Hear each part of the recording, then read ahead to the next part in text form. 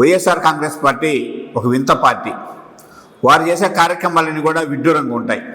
Teacher పోస్టుల భర్తీని అడ్డుకోవాలని 243 కేసులు వేసినప్పటికీ కూడా వాటన్నిటిని కూడా ఛేదించి డిఎస్సి నియామకాలు పూర్తి చేసి వారందరికీ కూడా ఉద్యోగాలు ఇవ్వడం జరిగింది. ఆ టీచర్లందరూ కూడా 14 నెలల నుంచి రోజు టీచర్ ఉద్యోగం చేస్తున్నారు.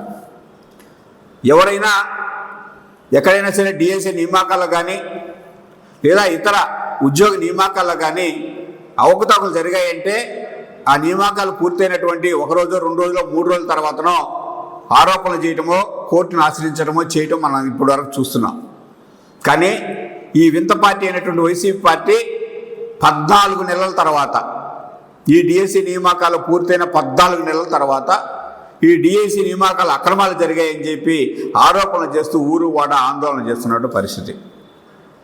ఈ పార్టీకి సంబంధించిన శాసనమండలి సభ్యులు 2 సార్లు హైకోర్టులో ప్రజా ప్రయోజనాల వ్యాజ్యం వేస్తే హైకోర్టు మీరు రాజకీయ దురుద్దేశంతో ఈ పిల్లు వేస్తున్నారు, నిజమైన బాధ్యతలు కూడా కోర్టుకు రాలేదని చెప్పి ఆ పిల్లును కొట్టివేయడం జరిగింది.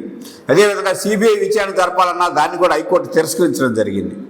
మరోవైపు విద్యాశాఖ మంత్రిగా నారా లోకేష్ గారు డిఎస్సి నియామకాలు ఎక్కడైనా అక్రమాలు జరిగి ఉన్నాయంటే జగన్మోహన్ రెడ్డి గారు బహిరంగ చర్చకు వస్తే నేను బహిరంగ చర్చకు సిద్ధం, ఎక్కడా ఇటువంటి అవకతవకలు జరగలేదని నిరూపించడానికి సిద్ధంగా ఉన్నామని చెప్పి నారా లోకేష్ గారు పదే చెప్పినప్పటికీ కూడా దానికి స్పందించరు.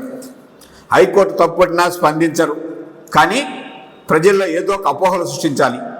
నారా లోకేష్ గారు విద్యాశాఖ మంత్రిగా మంచి పనితీరు కనపరుస్తున్నారు, ఆయన ప్రజల్లో మంచి పేరు వస్తుంది కాబట్టి ఏదో ఒక విధంగా ఆయన మీద ఆరోపణలు చేయాలన్న ఉద్దేశంతో 14 నెలల తర్వాత డిఎస్సి నియామకాల్లో అక్రమాలు జరిగాయని చెప్పి ఊరు వాడ ఈరోజు ఆందోళన చేస్తున్న పరిస్థితులు మనం చూస్తున్నాం.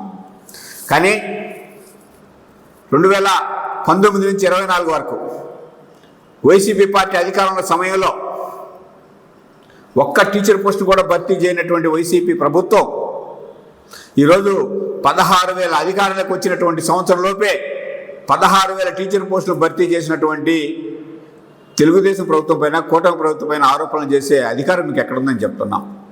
మీరు 2019 ఎన్నికల ముందు ఏం చెప్పారో ఒక తడవ ఆలోచించుకోండి. మెగా డిఎస్సి నిర్వహించి ఖాళీగా ఉన్న టీచర్ పోస్టులన్నీ భర్తీ చేయటమే కాకుండా ప్రతి సంవత్సరం కూడా జనవరి 1వ తేదీన జాబ్ క్యాలెండర్ విడుదల చేసి ప్రతి సంవత్సరం కూడా టీచర్ పోస్టులు భర్తీ చేస్తామని చెప్పారు. కానీ 5 సంవత్సరాలు ఏ రోజన్నా ఒక్క డిఎస్సీనన్నా మీరు నిర్వహించారా? జాబ్ క్యాలెండర్ సంగతి ఎట్లా కానీ ప్రతి సంవత్సరం జనవరి 1న అందరికీ సాక్షి క్యాలెండర్లు మాత్రం ఇచ్చారు. కాబట్టి ఇప్పటికైనా కూడా వైసీపీ పార్టీ మీ ప్రజలు 11 సీట్లకు పరిమితం చేసినప్పటికి కూడా తన పద్ధతులు మార్చుకోకుండా ప్రజల్లో లేనిపోని అపోహలు సృష్టించడానికి ప్రయత్నం చేస్తున్నారు. ప్రజలు అన్నీ కూడా గమనిస్తున్నారు. వచ్చే ఎన్నికల్లో ఈ సీట్లు కూడా రాకుండా పోయే ప్రమాదం ఉందని చెప్పి సందర్భంగా తెలియజేస్తున్నారు. అందమైన పెళ్లి, అద్భుతమైన షాపింగ్, శుభమస్తు షాపింగ్ మాల్.